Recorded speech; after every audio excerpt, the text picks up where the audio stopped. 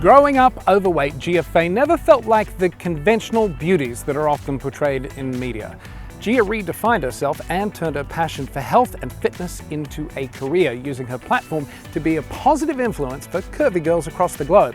Raif Darazi caught up with Gia in Manhattan Beach and picked up a whole new set of skills for toning the tush. Well, hi, darling. Thank you so much for joining me in beautiful Manhattan Beach. I know. What a beautiful day. It is. You've been so open and vulnerable about your being overweight as a child. Tell me some of the health challenges that you faced as a young girl.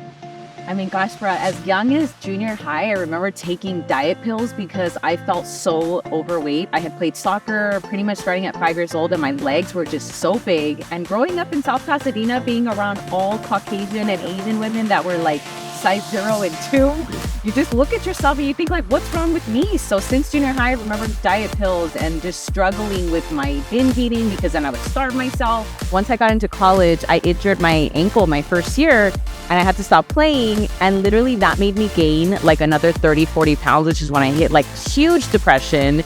And that led me into taking a spin class with my sister. I fell in love with it, with spinning. The instructor, it was Pasadena, and I'll never forget this because she was another Latina that looked like me, that was thick but like curvy good, and I was like, I have to look like her when I grow up, and oh my God, I look like her now. At 40, I'm like, that's how old she was. And so yeah, it just changed the course of my entire life, but it always was a struggle. Looking at myself in the mirror, learning to love myself, it was such a process. So I want to make an important distinction because it sounds like you were fit. You were exercising in I was an athlete, exactly. But I was thicker than everybody else. Necessarily unhealthy. I mean, I wasn't healthy too, though. I think I was. So there was still extra belly fat that I didn't obviously need to have. And then obviously my dad didn't really know nutrition, Latinos, nutrition, like what? After soccer games, he would take me to McDonald's. Like, Dad, but then he would criticize me like, you're fat. So it was more about diet. He was more about diet. Definitely, because I was very active. Yeah, Gotcha. Very active. So you managed to develop the Curvy Girls Fitness program. Yeah. Tell me a little bit about what that entails. Oh my gosh. Well, Curvy Girls Fitness started in my fitness classes. Women would see me and they're like, wow, you have an attainable body. Because you see all these fitness people like, I'm never going to look like that. I'm never going to have a six pack. Like, it's just like, I'm not going to look like that. So my girls in my classes actually coined the name, this is Curvy Girls Fitness. And that literally turned on like, oh my God, this is, because I also really focus on the booty. The booty is my specialty. Like, I build booty for a living, okay? So I know it's been a hit, clearly. What is the most rewarding aspect of helping others? Is being able to help other women, because when I grew up, I didn't have a Latina I can look up to. The one Latina was my spin instructor, which changed my life. Like the visibility and the representation. Yes. I think that's the most important thing. And I mean, I know as that little young Latina girl, I don't forget that. I don't forget not seeing myself and not like feeling that my story, that I wasn't beautiful, that I'm not enough.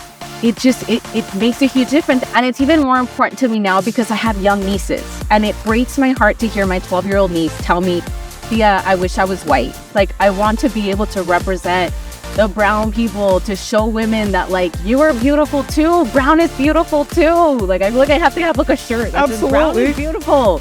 And it really makes a difference now because those little girls, like, I want them to feel like they're enough, like they are beautiful. And I think the only way to do that is to continue to put myself out there. All right, Gia, you were going to show us one of your favorite Curvy Girl workouts. So you always want to start with a warm-up, something for your lower back. As we get older, that lower back needs some extra TLC. Oh, yeah. And then lubricating those knees. The knees are something you always want to protect in any single exercise routine. And you can go the other way too.